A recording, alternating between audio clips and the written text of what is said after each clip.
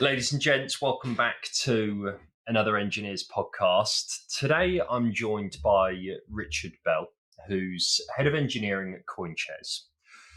CoinShares, and we're going to be talking a little bit more about the crypto trading space today, which is new for us. It is new for us, and we're going to be talking about low latency optimization in financial markets and how to achieve it, when to achieve it, and why it's needed to achieve it. So, Richard, thanks for coming to join us. Really happy to be here, Elliot, and thank you so much for the invitation. Yeah, it's a delight. It's a delight. Do you want to give us a bit of background into CoinShares and who the business are, and then importantly, who you are? Of course, yeah. So CoinShares we're Europe's leading digital asset manager. Uh, we've been going since about the mid 2010s. We've done various things in the digital asset market, so in the crypto market. We've got a very large business in what's called ETPs. So they are effectively a way for stock investors to have access to crypto markets, whether that's um, in Bitcoin or Ethereum or some other coins such as Solana, etc. Um, we've been running that business since about 2015, and on the back of it, we've set up our own trading arm internally, which optimizes things in the market, which enables us to access more markets and make that liquidity, as we call it, available to our clients in a certain way. And on the back of that, we've launched a hedge fund solutions division. So we're raising capital for significant hedge fund activity inside Bitcoin and Ethereum. I've been here since November 2023. So as you say, uh, crypto is something new for the Engineers podcast. It's something relatively new for me. But I spent 25 years in what we call traditional finance, so working across a range of tier one investment banks. And the last 15 years of that were in what we call electronic trading. So that's fully automated trading strategies, um, how to how to get things working in a very, very optimized, very automated way.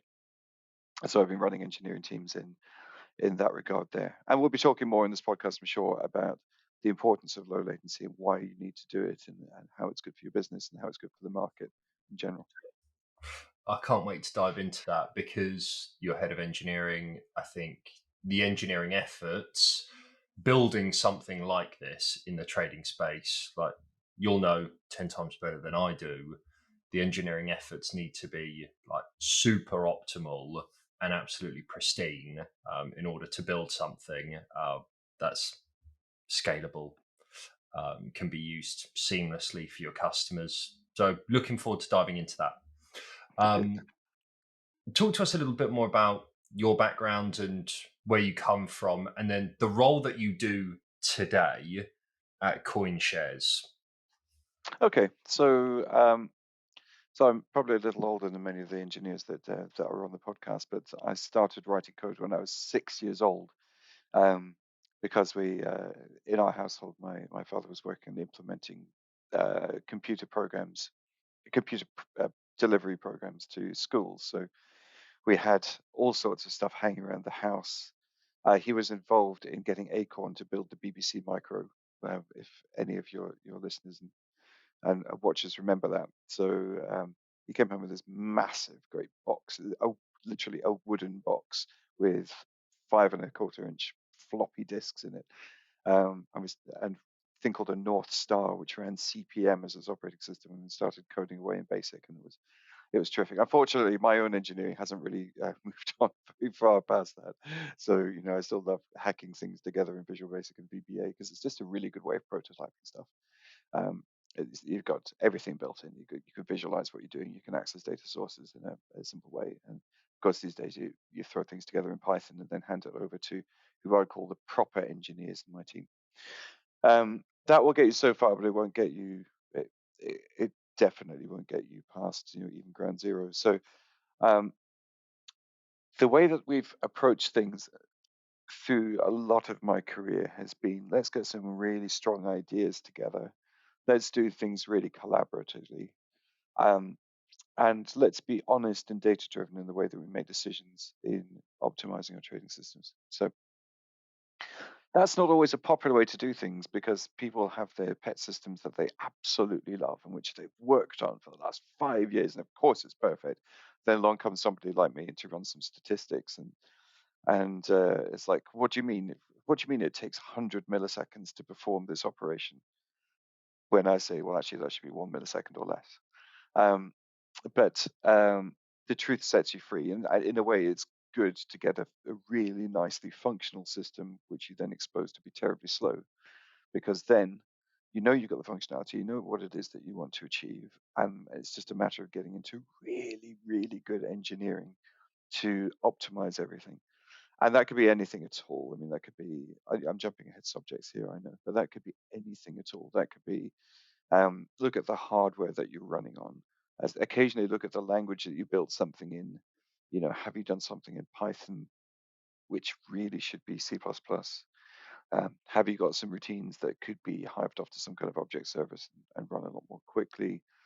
Um, are you, yeah, are you throwing too many branch predicts in there when you should be just a little bit more deterministic about what you're doing? Do you understand the hardware and what you're running? All of that sort of thing is really important for that. But anyway, you know, I still have a great passion for getting into code and getting things done. Um, but an honest recognition that the amazing engineers that I have around me here at CoinShares are able to do that 10 times better than me. And sometimes it's easier for me and more efficient for me just to stand back and then ask occasional hard questions from time to time. So And do you really think that is like one of the key focus points for your role?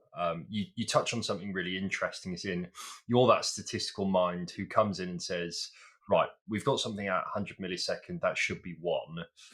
Do you think that's really been your role at play here over the last, say, 12 months, give or take? Coming into the business, looking at the engineering efforts to get your systems more optimal. I would say that uh, um, going back 10 years, that was certainly something which had to be done, and which I've done in multiple organizations. Um, but sometimes you just need to get something going. So my role here, really, of the last 7 or 8 months, has been let's take something that we know is a good idea and let's get it over the line and let's get it working. So we just implemented a new generation trading platform. We used to get the business going several years ago when it started trading in the markets. We did what everybody does. We threw together something in Python and got it running, and just made sure they could do something. And lo and behold, it did something. But as you always find in any kind of engineering project, once something is basically working, the business kind of lose interest um, in continued, not in continued investment, but you know that the fire is out, and therefore it's uh, the constant demands for further functionality rather than a recognition that what you might have out there is a proof of concept, basically, which you're then having to maintain. So over several years, that was maintained in the organization before I joined. But efforts were started a few years before I started here to try and get that onto a more contemporary, modern engineered platform. Um, but still a little bit innovative and a little bit interesting. I have to say, working in banks is fairly conservative about technology choices. So, you know, I've done platforms Java, I've done platforms C Sharp, C++. C++ is excellent. It is absolutely fantastic, but it takes a lot of effort to get things done. So what we use here is we're using Golang. You've got some of the aspects of C++. You've got the memory management and resource management, etc., and some of the things from Python as well, thrown together into uh, a really good happy medium, and you can get things done quickly. So it's a nice platform. I don't think it's the fastest thing that's available, but um, it's something which is satisfactory for what we need to do now. Still plenty of optimization that we could do. But coming back to what you're saying about statistics, that is now the next bit. A very wise, even older engineer that I worked with at JP Morgan back in 2008 said, well, you got to get it going, and then you get it going great. And now we get to the point of, this is really good. This is really good. Yeah, we're doing what we need to do. Let's get it absolutely awesome. Let's look at everything that we're doing. Um, let's look at the way in which we're doing things, where we're wasting time or when we're being inefficient. And in some cases, let's partner with other parts of the organization who are still, if you like, at the prototype stage, and let's see where we can get some proper engineering into there. We may play with things like Rust going forward. That would be amazing. That's another, uh, engineers that just get so excited at the thought of doing something like that. Um, Slightly giddy, and we have to just make sure that we're still being pragmatic about that. But yeah, Yeah, looking I, forward I to do that next see. stage. I, I I won't go off on too much of a tangent, but I do see a lot of trading platforms starting to build some of their services in Rust. Um, so it wouldn't surprise me if you follow suit. In all Yeah, honesty, yeah. That is something that we've got one or two people who've just joined the organization. One person that's worked with me for a long time, who is one of the best C++ developers that I know. Um, he has found it very easy to transition to Golang, and he will find it very easy to transition to Rust and take the rest of the team with him.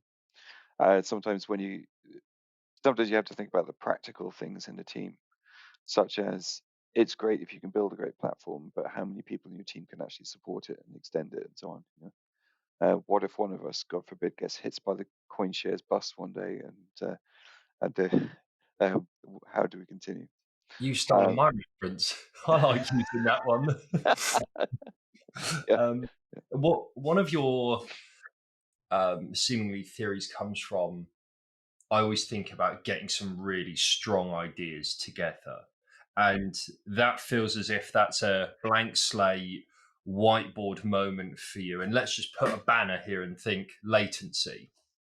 So it'd be really good to understand like what those first conversations and strong ideas look like, and then bracket that down into when do we start going more latency, or how do we achieve to go more latency, low latency if you like. So it'd be good to understand like that initial ideas phase, and then that execution of the how, the where, and the why. yeah. Well, when you get to latency, you're already kind of at stage 3 or 4 of the conversation, and that's something that you do need to have because we're part of an integrated business, right? So, the mission of the trading arm of CoinShares is to make the internal systems work much more efficiently and cut out any kind of financial waste that there might be in trading platforms. So, it's we can't say as an engineering team in a vacuum, let's go and make everything faster, because sometimes that's not the bigger problem that the organization needs to solve. What you need to do first is you need to see, are we missing opportunities in the market? Are the opportunities that we're missing because we're slow? If we're slow, where are we slow? Let's fix that. So you're pipelining, and that's the point. The big idea is let's get the organization trading really, really well, and then the next idea is let's make sure that the mathematicians and the quants inside the organization are not hampered by the technology that they're using, but benefit from it, and then they can. Then there's a nice virtuous circle of ideas that happen um, between trading quants and the engineers. Um, so the big ideas. Well, first you have to understand what you have, so you can just draw that up in a great big pipeline. I always think of anything system-wise in trading to be just all about flow, handing off from one process, whether it's a physical process or a virtual process, to another, to achieve your particular goal.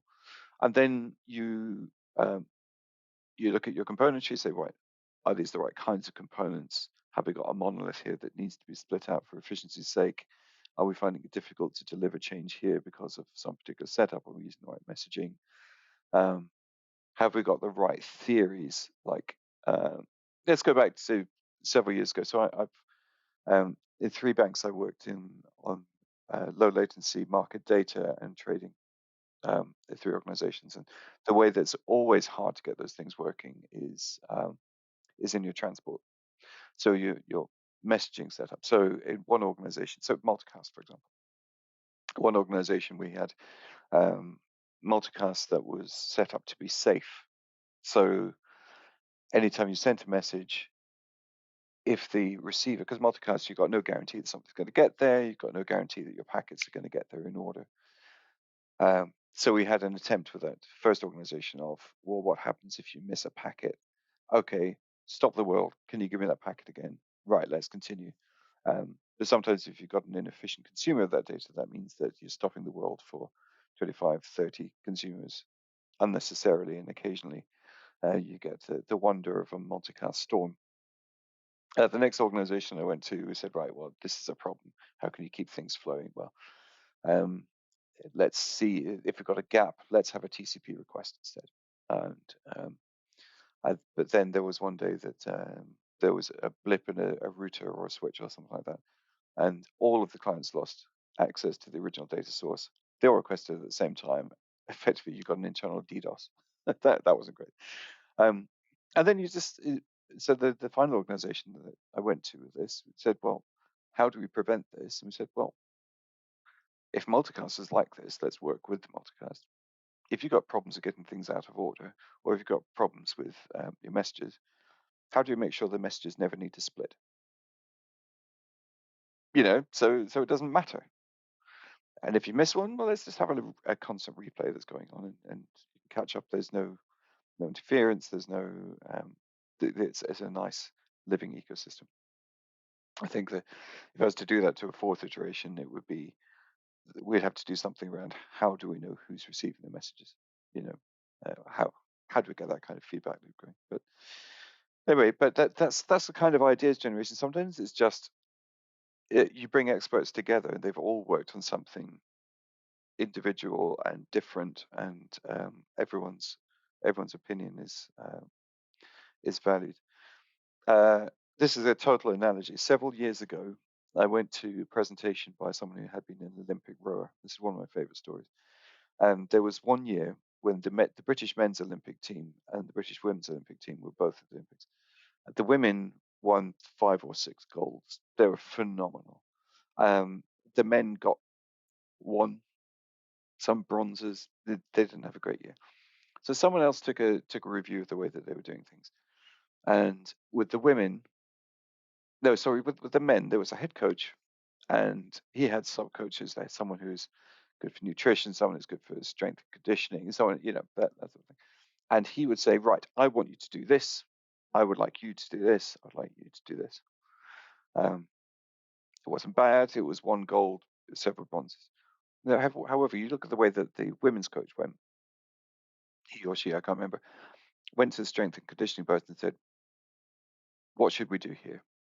I went to the nutrition person and said, what's best here? And that's a much better way of doing things. You don't hire smart engineers to tell them what to do. You hire smart engineers to ask them for their best ideas around a problem. And that's what I like doing with my team. They're all smarter than me. If you walk into a room and think you're the smartest in the room, you are going to fail. You're going to fail as a team. I hear that a lot. Talk to us about some of the associated engineering challenges then that come with building a low latency trading platform. I really like the flow analogy, and I can actually visualize it. So we've understood flow and messaging to be critical here. What is the general approach to engineering something at CoinShares? And we've probably touched on a couple of bits, by the way, over the last 25 minutes, but it'd be good to kind of formalize those. Well, let's talk about something that we haven't talked about at this point now for your listeners who aren't watching this on YouTube, but who are listening on the podcast platform. You can't fail to notice that I am sitting in the office. I'm not working from home today. And for those of you who don't know, we're recording this on a Friday. It's Friday. The engineers are in the office. What's with that? Well, because we are so tightly coupled with our trading business and with our quants and our ops and so on, it does mean that if you need to get something done, or if you've got a problem, you're not hunting around or trying to set up a Zoom call or doing this, that, and the other, or seeking out people on Slack. You stand up and say, hey, this isn't working. and the other person says, okay, fine, let's sit together, let's figure things out.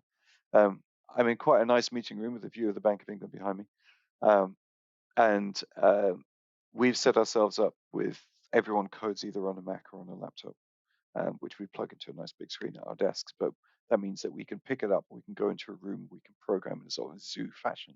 Everybody's throwing ideas at each other, and the physical proximity is great for that kind of collaboration. We do with coding what you see sort of on TV or whatever, as what happens in a newspaper room or on a advertising room, where everyone's just sitting there saying, "Tell me about it. Do this, do this, do this. What's this? What's this like?" Um, we see that works with engineering as well. You know, and that means that we know each other really, really well. We know who's good at what. We know how to interact. It's great. You can't get around that kind of physical relationship, but the relationship, the proximity, that enables no friction on ideas. Yeah, that is unique. But it's also, I know this because you've sparked this in me. I know that's not uncommon in the trading world. In fact, that's common standard. I know a large number of trading players in London and Amsterdam actually who do exactly the same thing. And it's important, it's critical to the business. We've seen it really works. It really, really works, because uh, we're making the most of our proximity. We're not just doing it as a sort of laying down the law. You must do this. We actually see that it works, and we don't waste that time, and we make the most of it. Good. How do you build and continue to keep high performance in your teams? Uh, yeah, well, if we're not highly performant, we see it in our P&L. I mean, that's it really, and that's the biggest story of the whole thing. Um, is that in an organization like this, where we are collaborative and where we are close to each other, we all have ownership of the business performance, so that we can see anything that we do, we can instantly see the impact on the P&L of the firm, which is great. And if we see we've done something wrong or done something inefficiently, we see it not appearing in the P&L.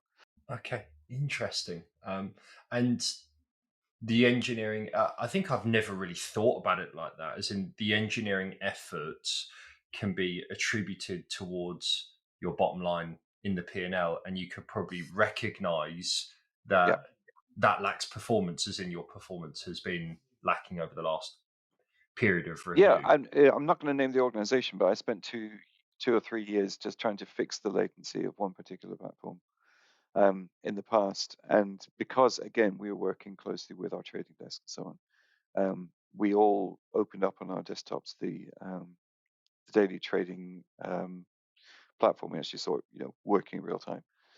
And when we got our latency down from 100 milliseconds to 2.5 over a period of time, we actually saw that the profitability of that particular sub business tripled in that time. Wow. And we could see that happening. And it was because the system was finally doing what it was supposed to do. And it wasn't encumbering the business in any way. Wow. How long did that latency reduction take? That took 2 or 3 years. And the first, maybe 2 years, the first thing we had to do was actually measure everything, because nobody knew. But even before we could measure everything, we had to do this really, really boring and tedious exercise of getting all the clocks in sync with each other. Okay. There's no Talk about point. manual testing. Yeah, it was a mixed environment. There were some Windows servers, there were some Linux servers. I do not think Windows belongs on a server ever, but we had some legacy there that we had to deal with. And on Windows, you can't even get a predictable or accurate get time of day type statement like you can on Linux. But yeah, it took 2 years. So we had to do the foundationals and recording stuff, which probably took 3 or 4 months at the beginning. And then I just set up a zoo once a week. I booked a meeting room with coffee in it to actually get people to come. Had some very stark but predictable statistics that we showed every week. And everyone had a learning mindset. Nobody had a defensive mindset. So if they could see that there was latency in their particular component, because this involved, there were traders there were quants there were engineers, there were infrastructure people, there were support people, everything all together. Um, Everyone was willing to take responsibility for getting their piece of latency down by the next week or the next month.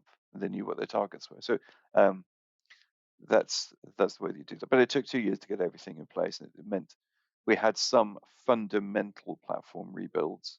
Like we changed our messaging infrastructure. We changed one of our processes entirely and got it down from something like 30 milliseconds down to about, I don't know, we got it down to 4 microseconds in the end, by changing our approach. And once we started seeing the P&L improve, the engagement we got from trading and from quants improved considerably. Um, I bet. And you touched on something earlier around businesses not necessarily seeing the value in continually developing their technology because they have something out that customers use and they think, okay, like if we actually improve this over a 2 year period, will it make that much difference? But it's nice to see that openness yeah, towards actually trying to continue building something better and how much it's going to have a difference on your business. Real yeah, life things like that is nice to see. yeah. And you know what? Sometimes you'll work and you work and you work and you work and you improve something massively, and there's no difference in financial performance. And you're like, well, what was that for? Well, that's when you realize that all the time in life you're running to stand still. If we hadn't done that, the decay on our profitability would really have hit. So you need continuous improvement, continuous investment. Love that. I love that phrase as well. So we've identified latency is critical. That's a real good life use case of why it's critical and how it can really improve your business. Um, Engineering teams and getting them high performing. I think the close proximity, and that's another good example of the close proximity and holding people accountable to actually achieving latency targets. And It's going to be, having a sense of ownership front to back. You know that we yeah, as engineers, we own the P&L of the firm as yeah. well as everybody else in the firm. We all own it. So yeah. Okay. Lastly, I know you're not necessarily offering financial advice, but well, you definitely aren't. Why should people have crypto in their portfolio? Oh right. Well, that's a great question to ask. Um, I would say that you can't ignore it anymore. The amount of money under management inside crypto, the total value of Bitcoin, Ethereum, Solana, and other coins is now, I think, somewhere like $1.5 trillion. It's a colossal number. You can't ignore it. There's a couple of things about. By the way, I thoroughly recommend that you go to CoinShares website or follow us on LinkedIn, see our free research, so you can see this more clearly. But over the last several years, the in the US, for example, the S&P and the bond markets, which typically make up 60% and 40% of investment portfolios, um, have aligned with each other, which means that as one goes up, the other goes up. As one goes down, the other goes down. You can't protect your portfolios anymore by having a mixture of the two, not like you might have been able to in the past. But you can see that in many of those occasions, crypto has been slightly decorrelated from the two. So if you had crypto in even as a buffer, um, if you put 2%, 4% into those portfolios, you look over a 5 year period, your portfolio would be 20 to 30% stronger over that time because crypto rides out some of the downturns in other asset classes and vice versa. So it's something that you can't ignore anymore. It's something that you have to have as part of a balanced portfolio. You've seen throughout 2024 the emergence of the what's called the Bitcoin spot ETF in the US, and much more recently the Ethereum spot ETF. There's a recognition amongst regulators that this is something that um, consumers are accessing and should access in a well-regulated, well-managed way, and so it's taking its rightful place now as a grown-up investment, which which is open and controlled and helpful to people and to institutions. Good. It's in my portfolio. I'm just going to Good. come out and say that. Good. It's in my portfolio. Um, I've I've loved today's session. I think it's been eye-opening. The one thing that I really, really love, and we have touched on it a couple of times, but the engineering efforts. I know every single product and technology business, your engineering efforts directly correlate to the success of the business. But that story about how you can really, really impact the bottom line of a business by a number of engineering changes, just purely down to the latency, I think is really eye opening.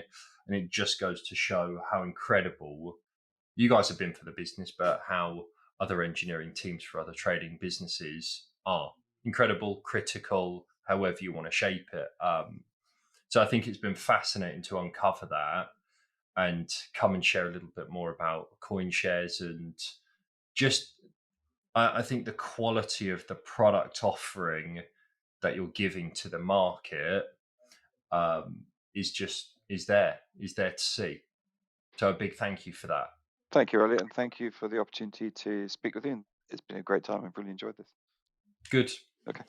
For everyone listening, likes, shares, they're all appreciated. Some of what Richard's been talking about will be in the description below, alongside careers sites plus other assets for you to check out. From everyone at Engineers, it's a bye for now. And Richard, thanks so much. Thanks, Elliot. Bye now. Hey guys, thanks for watching this episode. Massively appreciate you listening and checking in with us. If you want to find out more about us and what we're doing, please check us out on social media. What we're trying to do at Engineers is build a community to drive knowledge sharing and experiences. On Twitter, we can be found Engineers.io. It's no underscore. We've also got a website which is engineers.io. These links will all be posted in the description. Any feedback and comments are massively appreciated. We're always looking to improve on where we can. Thanks, guys.